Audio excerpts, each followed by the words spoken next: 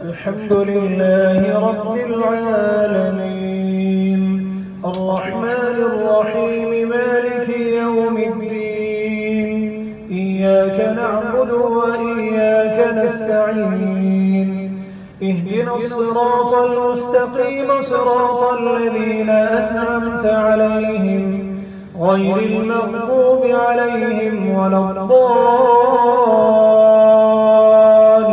الضالين